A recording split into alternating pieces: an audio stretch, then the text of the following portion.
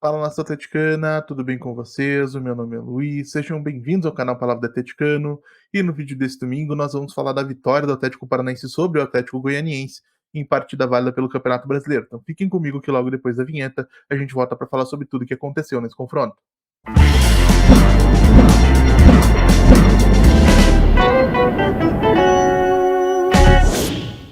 Então vamos lá para falar de Atlético Goianiense 1, Atlético Paranaense 2, partida que teve início às 18 horas e 30 minutos deste domingo, dia 7 de julho de 2024, lá no estádio Antônio Ascioli, na cidade de Goiânia, e válida pela 15ª rodada do Campeonato Brasileiro. E durante o primeiro tempo, pessoal, o que a gente viu foi um Atlético Paranaense dominando a posse de bola, foram 54% de posse nesse período, e criando oportunidades para marcar, sendo duas delas claras e a melhor delas aquela desperdiçada pelo Bruno Zapelli, depois de uma finalização bloqueada do Julimar. E falando em Bruno Zapelli, um Bruno Zapelli que hoje foi importante, tá? Conseguiu ser importante, embora pouco participativo, foram somente 31 ações com a bola. Quando ele foi acionado, foi importante para a circulação da bola e ofereceu 2 passes decisivos aos seus companheiros. Passe decisivo, como eu sempre digo aqui, é o passe que gera uma finalização.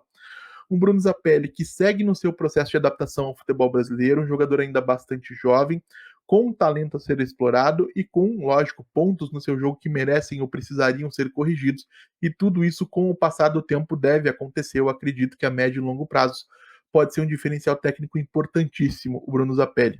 Agora, quando a gente vai falar de destaque técnico no jogo de hoje, mais uma vez a gente tem que parar para falar de Julimar. Julimar que conseguiu 4 dribles, 7 finalizações e a maior parte das ações ofensivas do Atlético que geraram perigo ao gol defendido pelo goleiro Ronaldo passaram pelos pés do camisa 20. E a grande verdade é que o Julimar, de confiança renovada, depois de ter sido resgatado lá no começo da temporada pelo Rô Carlos Osório e ter recebido uma injeção de ânimo do técnico Cuca, tem sido um elemento fundamental da equipe agora comandada pelo técnico interino Juca Antonella. Ele não deixou de possuir limitações técnicas, o Julimar não é e acredito que nunca será um craque de bola, mas há algumas partidas, há 3, 4, 5 partidas, ele parece que ele compreendeu como colocar as suas melhores qualidades a serviço do Atlético e isso tem sido importantíssimo. Então, mais uma vez, destaque para o Julimar. E depois de um primeiro tempo onde o Atlético não, onde o Atlético mereceria abrir o placar, mereceria uma vantagem no marcador, quem acaba abrindo o placar de fato no início da segunda etapa é o Atlético Goianiense, com o atacante Luiz Fernando. E a grande questão aqui, e não quero fazer parecer que eu esteja perseguindo o Pablo, até porque eu gosto do jogador, tá? O Pablo é um jogador que tem as suas qualidades e os seus defeitos, e em contextos específicos pode ser importante para o Atlético como uma peça de elenco. Agora, mais uma vez, a apresentação do Pablo foi de um nível muitíssimo baixo. 30 ações com a bola, um número muito próximo das 26 do goleiro Mikael, por exemplo. Somente 67% de acerto nos passes, foram 14 acertos em 21 tentativas e uma única finalização. E no lance que ocasionou o lateral, que terminaria com um contra-ataque que resultou no gol do Atlético Goianiense, quem tenta um calcanhar de maneira desnecessária e atrasa o ritmo e o andamento da jogada é o próprio Pablo. Então o Pablo, que vem passando por uma fase difícil, precisa respirar fundo, colocar a cabeça no lugar, jogar de maneira um pouco mais simples, porque ele não tem esse refino técnico para ficar inventando moda a cada lance e precisa permitir que o jogo chegue até ele. Se ele conseguir se centrar, é um jogador que pode ser útil ao Atlético ao longo da temporada.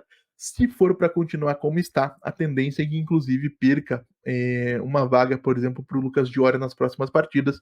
O Diori que com todas as suas limitações tem entrado melhor do que o Pablo nesse contexto. Na sequência, né? Logo na sequência, 3 ou 4 minutos depois, o Atlético já consegue o gol do empate com uma boa finalização do Julimar depois de um desvio de cabeça do Pablo. Então, um gol merecidíssimo para o camisa 20 e uma assistência, queiramos ou não, que espero que consiga tranquilizar o Pablo um pouco para que ele possa colocar a cabeça no lugar e voltar a ser um jogador minimamente útil. E, gente, nesse contexto, acho que vale a gente fazer uma pausa. Eu separei aqui para falar do Gabriel Giroto. Não foram muitas as ações defensivas do Gabriel, foram somente 3. Venceu somente 2 duelos em 8, mas foi um jogador que ocupou muito bem o espaço à frente da área do Atlético, que foi extremamente preciso ou eficiente com a posse da bola, completando 71 ações, foi o jogador do Atlético que mais ações com a bola completou, com 92% de precisão nos passes, foram 58 acertos em 63 tentativas, então um jogador que surpreendeu, tá? Eu confesso para vocês que quando o Atlético anunciou o Gabriel, eu imaginei que pela idade, pela sequência de lesões, pelo fato de que não vinha jogando, fosse precisar de muito mais tempo para ser minimamente útil, e hoje ele mostrou fisicamente, tecnicamente, mentalmente estar preparado para oferecer alguma coisa à equipe.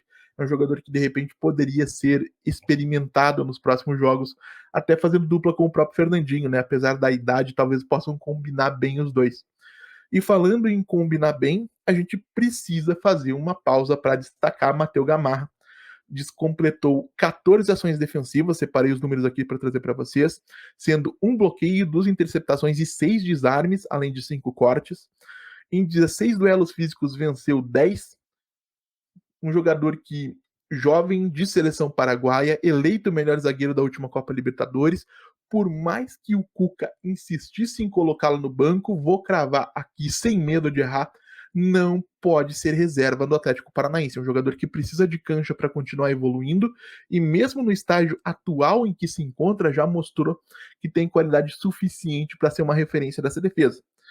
E o que lance que muda o jogo tem uma participação direta, vamos dizer assim, do Gamarra, que é a expulsão do Derek aos 74 minutos. Ele dá uma cotovelada muito descarada no Gamarra, me surpreende que o árbitro não tenha visto, sem o auxílio do árbitro de vídeo, né, da equipe de vídeo, mas foi necessário que ele fosse ao VAR para conseguir visualizar o lance e expulsar o jogador de maneira muitíssimo merecida.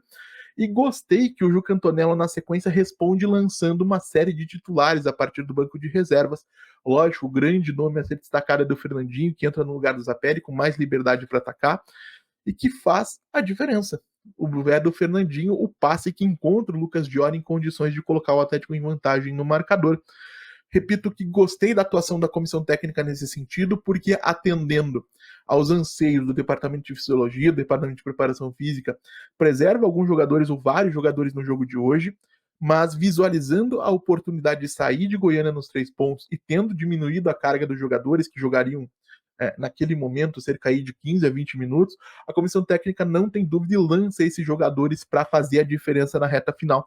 Parabéns para o Juca Antonello, atuação assim, muito bacana da comissão técnica, mostrando gana, mostrando vontade de vencer. Isso é uma coisa que eu acho que vinha faltando em diversos momentos.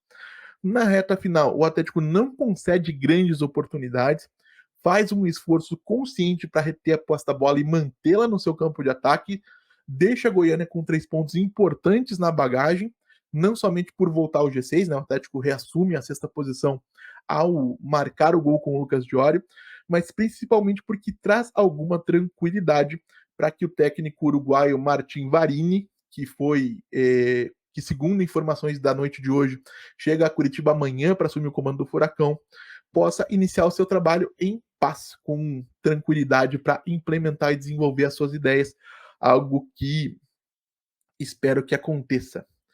Então, gente, num balanço geral, não acredito que todos os problemas do Atlético tenham sido solucionados no jogo de hoje, mas a gente viu uma equipe coletivamente mais coesa, um time que mesmo com um enorme número de desfalques conseguiu, de alguma maneira, se virar dentro de campo para enfrentar o Atlético Goianiense lá em Goiânia, que não é simples, né, por mais que o Atlético seja uma equipe tecnicamente superior.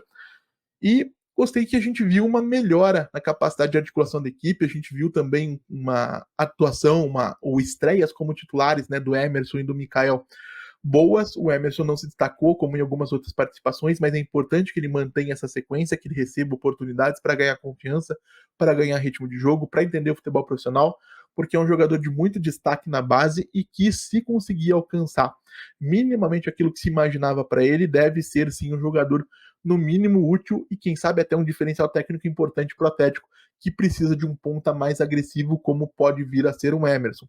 O Mikael, uma atuação discreta, não foi lá muito exigido, mas quando exigido atuou de maneira consistente. No lance do gol do Atlético Goianiense não havia muito que ele pudesse fazer além daquilo que ele fez, então não vejo responsabilidade nele naquele lance. Boa estreia para estreias como titulares, né, para ambos. Fico feliz que o Atlético esteja dando espaço aos seus jovens jogadores. E como eu mencionei aí de passagem, até demorei para gravar o pró-jogo de hoje por conta dessa informação, Martin Varini, técnico uruguaio de 32 anos, deve chegar ou deve desembarcar em Curitiba amanhã para assinar contrato e assumir o comando técnico do Atlético Paranaense. Amanhã, aqui no canal Palavra Atleticano, a gente vai voltar para falar com calma de Martin Varini e analisar o que esperar desse profissional que não vinha sendo aí, não vinha tendo seu nome circulado, mas que dando aí uma antecipação daquilo que eu devo falar amanhã. Gosto da ideia, gosto do modelo de jogo, gosto do contexto de onde vem o Varini e a gente tende aí a ter uma boa sequência se tudo se encaminhar como eu estou imaginando. Mas quero saber também a opinião de vocês, deixem aí nos comentários, gostaram do jogo de hoje, não gostaram do jogo de hoje, quem foi bem, quem foi mal, deixem aí nos comentários, como sempre digo aqui, leio todos e respondo todos, e se você está chegando agora, eu vou pedir que você deixe seu like, se inscreva no canal, compartilhe o conteúdo em redes sociais, a gente volta a falar de Atlético Paranaense amanhã aqui no canal Palavra do Atleticano. Muito obrigado mais uma vez pela atenção de todos e até a próxima.